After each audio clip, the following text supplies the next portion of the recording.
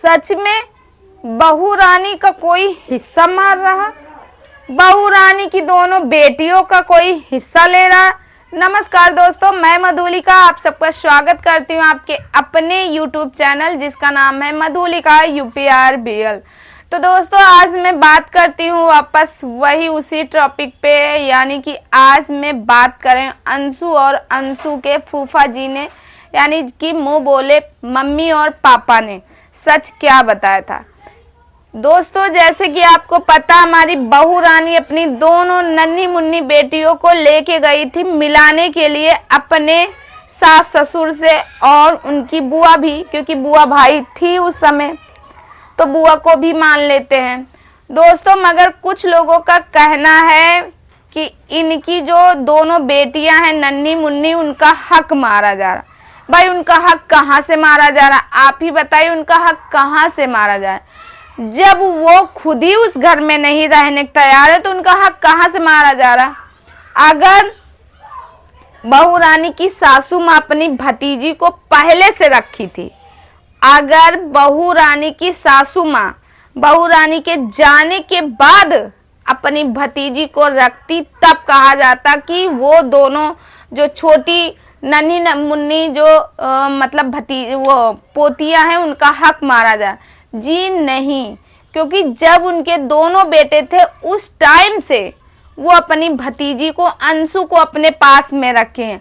आज उनको सबसे ज्यादा जरूरत अंशु की है। भाई अकेले घर पे हैं, वो घर जिसमें उनके दोनों बेटे उनके साथ में पले बड़े और आज चले भी गए। तो बताइए, उनके चारों तरफ दीवालों में हर एक जगह उन बेटों की सिर्फ यादें बसी हुई हैं, यादें बसी हुई हैं।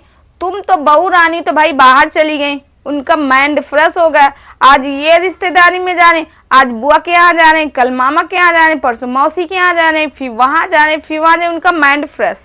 ठीक, यहाँ पे कौन मर रहा? बूढ़े माँ बाप।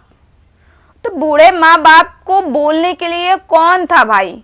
भाई अंकल और आंटी एक दूसरे से कितना बात करे, कितना, क्योंकि अंकल चले जाते थे अपनी स्कूल पढ़ाने जाते, अभी शायद उनकी 2 साल सर्विस बची रिटायर होने में, तो वो चले जाते पढ़ाने। ठीक, तो यहाँ पूरा टाइम आंटी जी अकेले ही तो घर पे रहती थी। तो भाई वो भी तो डिप्रेशन में जा रही थी, और फिर वो अपनी भतीजी को, क्योंकि ये भतीजी जो गई थी किसकी वजह से गई थी? हमारी बहू रानी की वजह से ही भतीजी गई थी घर छोड़ के। क्योंकि बहू रानी, भतीजी ने खुद ही बताया कि भाभी कह रही थी कि जाओ तुम अपने मायके जाओ, तुम अपने घर चली जाओ और मैं अपने मायके में कहीं और इन लोगों को अकेला छोड़ दूं। उनकी यही प्लानिंग थी। तो भाई बहू रानी उधर चली गई। अब उसके बाद वो रो रहे थे, परेशान थे। बेटी मान लो थोड़ा सा गुस्सा हो सकती किसी टाइम के लिए, थोड़ा गुस्सा, कि मेरी माँ से थोड़ा गुस्सा हो सकती, माँ और बेटी में नोकझोंक हुआ, थोड़ा गुस्सा हुई, क्योंकि बहू तो भाई दूसरे खानदान की है ना, तुम तो दूसरे खानदान की हो, तो उनका दुख कहाँ समझोगी? वो कहाँ है? मायके पक्ष की है, तो वो उनकी जो तुम्हारी सासू माँ के खून है उन पे। तो भाई वो अपनी माँ का, अपनी बुआ का दर्द समझी, वापस आ गई। जब से वो वापस आई तब से आंटी जी के चेहरे पे मुस्कान दिखती है, और अंकल जी की जो तबीयत है वो कंट्रोल है। ये चीज़ बहू रानी को पच नहीं रही, इनको अपच हो रही पेट में। अपच इस वजह से हो रही कि भाई लो, मैं जिस वजह से घर छोड़ी थी कि इन लोग का जो, ये लोग मेरे लिए रोएंगे, मैं नहीं आऊँगी तो ये लोग तड़पेंगे। अब तो भाई लो, ये लोग तो ना रो रहे ना तड़प रहे, क्योंकि मैं तो घर छोड़ी थी। मैंने सोचा था कि मेरे पैर छुएंगे, मेरे नाक रगड़ेंगे कि नहीं चलो नहीं चलो, तब मैं जाऊंगी। और यहाँ तो उल्टा ही हो गया, मुझे बुलाया नहीं गया, उनको बुलाया गया। तो कष्ट किसको हो रहा? बहू रानी को। बहू रानी चाह रही उस घर में अंशु ना रहे, क्योंकि अंशु के रहने से बहू रानी को कष्ट है। बहू रानी हमेशा दौलत दौलत दौलत दौलत किए, दौलत के पीछे उनको रखे हैं, दौलत के पीछे। अरे अंशु को आज से रखे हैं, मानते हैं कि चलो ठीक है आप बता रहे हो कि दौलत के पीछे, अगर दौलत के पीछे तब अंशु को रखते जब अंशु को आज से रखना शुरू करते। आज से नहीं रखे, अंशु को रखे हुए 12 से 13 साल हो गए। तो उस टाइम पे तो 2-2 बच्चे थे। तो भाई अंशु को तो पढ़ाने के लिए, और उनको मम्मी जी उनकी यानी तुम्हारी सासू माँ अकेले घर पे रहती थी, तो उनको बोलने बात करने के लिए ही रखा गया था अंशु को।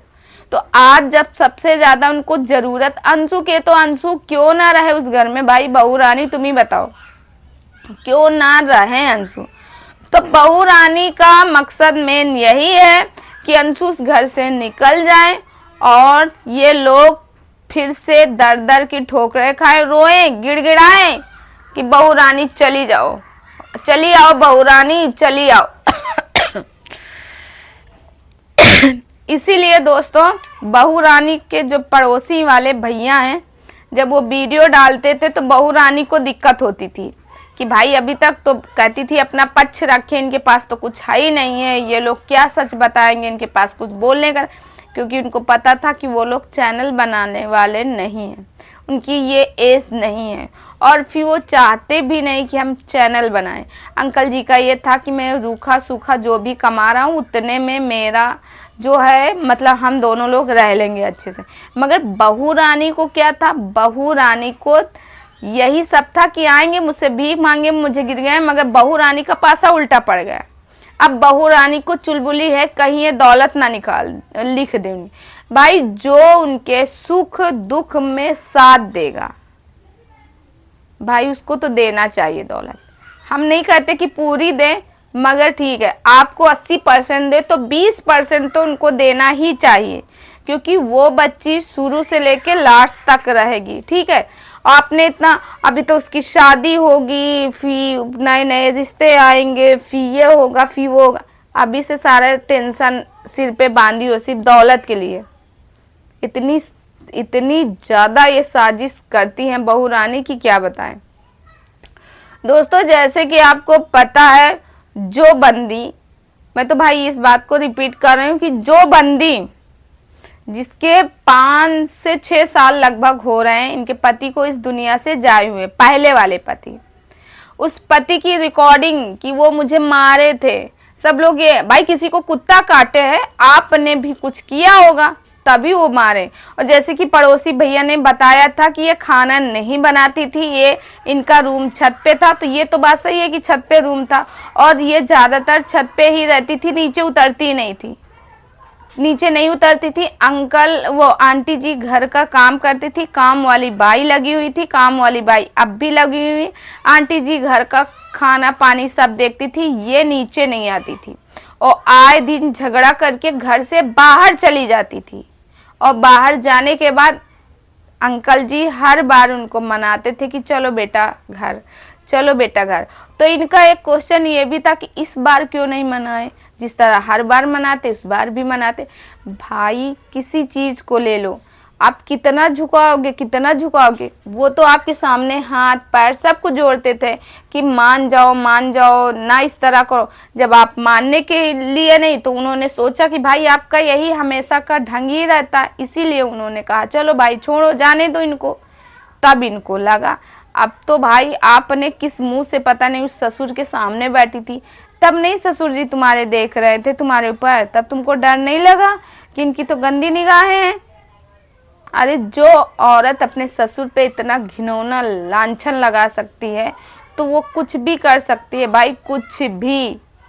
आप ही लोग बताइएगा जरा, वो इंसान जो बेचारा मरा हुआ, जिसके 2-2 बच्चे इस दुनिया से चले गए, जिस कंधों पे उनको जाना था लद के, उसी कंधों पे अपने बेटे को छोड़ के आए, तो आप ही बताइए वो इंसान मरा ही हुआ है, मतलब जिंदा तो है कैसे भी भाई, क्योंकि अपनी जान तो कोई निकाल के रख नहीं सकता है, तो उनको वैसा ही उनको ये मारने चली। दोस्तों आप लोग कमेंट करके ज़रूर बताइएगा, क्या इनके जैसे ये बताती मेरा दुख, तो क्या उन बूढ़े माँ बाप का दुख नहीं होता?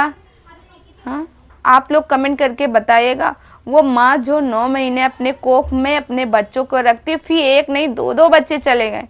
और दोस्तों कुछ लोगों का तो ये भी कहना है कि ये मांगलिक थी, जिसकी वजह से दोनों बेटे चले गए। भाई मांगलिक का दोष बहुत बड़ा होता है, जिसमें 2 शादियां नहीं चलती, जब तीसरी शादी होती तो चलती। आप लोग कमेंट करके जरूर बताइएगा आप लोगों को क्या लगता है। आई होप आप लोग भी मेरी बातों से सहमत हो। लाइक कमेंट शेयर कीजिए। मैं मिलती हूँ नेक्स्ट वीडियो में, तब तक के लिए बाय बाय, राधे राधे।